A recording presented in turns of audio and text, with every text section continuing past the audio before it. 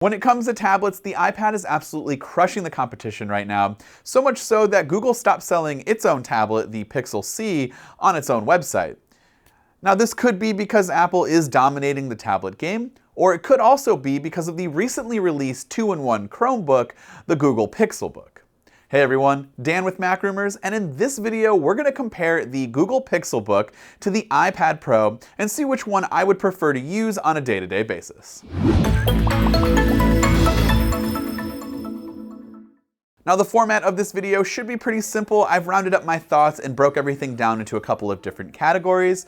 Those categories being the design and hardware, the performance coupled with software, and my real-life use cases of each device over the last couple of weeks. Starting us off with our first category of design and hardware, I am going to focus a little bit more on the Pixelbook since that was only released a couple of months ago, and some of you guys might not be familiar with it. The design of the Pixelbook is quite nice. You have a mostly aluminum body with a little glass strip going across the top, which is pretty consistent with the Pixel phone's design, as it too has an aluminum body with a small portion of glass across the top. You can't remove the keyboard from the display, but there are multiple modes and positions the Pixelbook can support. Of course, you have your standard laptop mode, tablet mode with the keyboard folded completely underneath the display, a tent mode and entertainment mode, which are primarily available for those who need the keyboard to be out of the way. Overall, the Pixelbook is very portable and lightweight, and the attached keyboard is not much of an issue at all when trying to use the Pixelbook in tablet mode. The keyboard and trackpad are not bad, but there's still room for improvement here in my opinion. I do like the feel of the keyboard way more than I like the trackpad, as it just feels clunky and hard to press. It also feels quite small compared to other laptops, but I think I'm just spoiled by the large and really smooth MacBook Pro trackpad. Now the iPad Pro is quite different in terms of design compared to the Pixelbook, but it's a pretty traditional looking iPad, with the display, charging port, and headphone jack being all of the I/O that you get, as opposed to the additional USB-C ports that are found on the Pixelbook, which it could be useful if you need to connect some flash storage or even your phone. The iPad Pro does still have Touch ID, however, which is a much better security option than the Pixelbook's traditional password lock screen. Finally, the display itself is pretty nice, with a 12.3-inch 2400 by 1600 LCD panel, but one thing that is super obvious and really hard to get used to is the massive amount of bezel that the Pixelbook unfortunately is flaunting. In a world where bezels are almost completely non-existent in smartphones and definitely the new design trend, the Pixelbook seems outdated with this much bezel, and it's really hard to get used to. The inside of the Pixelbook is pretty powerful, especially for a Chromebook, which is an operating system that can run well with a lot less power underneath the hood. Google didn't skimp out on the specs here, with the base model running an i5 processor, 8GB of RAM, and a 128GB SSD, which is the model that we're currently testing.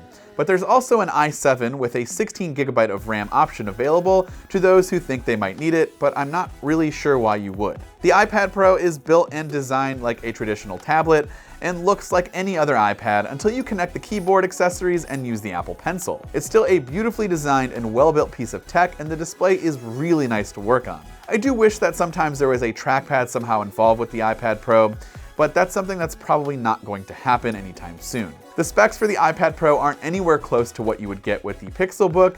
Although the A10X Fusion chip is super powerful, you do only get 4GB of RAM and a smaller storage option. With the iPad Pro, these specs don't really matter. The 4GB of RAM doesn't even matter at all because the apps all run really well, and the iOS 11 is very smooth on the iPad Pro. I'm also a pretty big fan of the inclusion of a dock and new multitasking screens for the iPad Pro. So for this category, I was a little bit split, as I do like the design of the Google Pixelbook over the iPad Pro.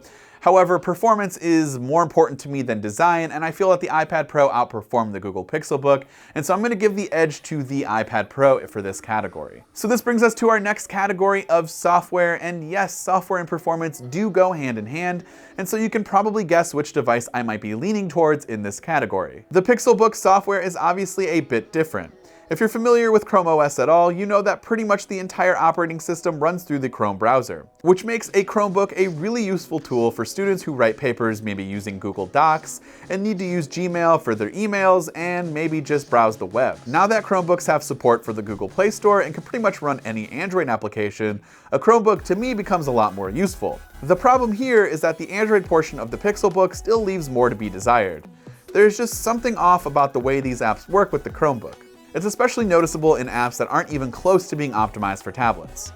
I do really like some of the keyboard shortcuts and trackpad gestures that you can do on the Pixelbook. It's probably the closest feeling that I have to actually using my MacBook. You also get a dedicated Google Assistant key that brings up, you guessed it, Google Assistant. The good thing about this is that you don't actually have to talk to it, but instead can type in the little box what your inquiry is. This is something that's again very useful if you remember that you actually have this feature. Overall, I'm very excited that you can download Android apps on a Chromebook, but until they actually make Android apps optimized for tablets or larger displays, it's just still not going to be there yet for me. And so until then, I'm gonna have to give the iPad Pro the edge here, simply because of the amount of apps that are optimized for the iPad Pro and the overall better experience. And so this brings us to our final category, which has a couple of different subcategories, and that's real life use cases and the different scenarios that I found myself using the Google Pixelbook and the iPad Pro over the last couple of weeks. And keep in mind that this applies to the iPad Pro if you purchase the keyboard accessory and the Apple Pencil. My first main use case or scenario that I found myself using these devices the most is in laptop mode. Although a keyboard is not required to use the iPad Pro, which is sold separately of course, in my opinion it pretty much is, especially if you have the larger 12.9-inch model, because there's absolutely no way you're going to want to hold that thing in your hands the entire time. Now in laptop mode, I'm usually typing out scripts, emails, browsing the web, etc. Really just lots of typing and scrolling. The Pixelbook is an absolute pleasure to use in this scenario, as it was pretty much built to be used like this 90% of the time. So as I mentioned earlier, the keyboard is great to type on and the trackpad is a nice touch. Although it has flaws, to me, it's better than having to move your hands off from the keyboard and trackpad position to swipe around on the screen like you would with the iPad Pro. Also, when you're using the Pixelbook on your lap like an actual laptop, there are no problems whatsoever. If you're using the iPad Pro and first-party Apple keyboard case, a flat, hard surface is almost a necessity. It's completely worthless on your lap as it just wants to fall over every time you start typing. So aside from writing scripts and emails and browsing the web, my next main scenario that I found myself using these devices the most is when I'm just consuming media. And I would usually use this when I'm traveling or if someone is using the TV in my house and I need to watch something on my iPad or my Google Pixelbook. The iPad Pro to me has the better display. The colors, brightness, vibrancy, and even the new ProMotion feature make the iPad Pro display a tough one to beat. Don't get me wrong, there's nothing wrong with the Pixelbook's display, it's absolutely fine, although I have noticed that when reading text it could be a bit more crisp and sharp like the iPad Pro. Also, I still can't get over the bezels on the Pixelbook, and it does not help the overall viewing experience, something that the iPad Pro managed very well in my opinion. I will say the tent and/or entertainment mode is the perfect way to watch videos on the Pixelbook, and unfortunately the only way that I watch videos on my iPad is with the keyboard connected in laptop mode, propped up on a flat surface, which is really not ideal because there is only one viewing angle that the keyboard currently supports. The Pixelbook has the edge in viewing angles, but I can't get over those bezels, and watching videos on the iPad Pro's display is too good to pass up. I have to give the edge to the iPad Pro in this one. Finally, my last use case is admittedly one that I don't use all too often, but it is nice when I need to sign some documents and send them off to people, or if I get bored and I kind of want to color or draw, which I'm not artistic at all, but that's when I'm using the Google Pixelbook pen or the Apple Pencil. Now, I'm not an artist by any means, and so drawing is not something I typically do with these devices, but from what I have heard, it is possible to create some pretty high quality works of art with each of these pens and pencils in the iPad Pro or Pixelbook. They each come with their own Notes app that is capable of entering into a drawing mode when needed, but there are a plethora of apps available that offer a lot more in-depth features. The Pixelbook boasts that the pen has virtually no lag, and when using apps like Squid for note-taking and some light drawing, I have found that to be true. There was a pre-installed app that I used to sketch on when I first got the Pixelbook, and the lag was awful. I'm not sure why this app has a problem with the pen, but it might be something that Google should look at replacing with a different app, because it definitely gave me the wrong impression of the pen during my first use. With that said, the Apple Pencil to me is much more enjoyable to use, even though charging it makes you look ridiculous.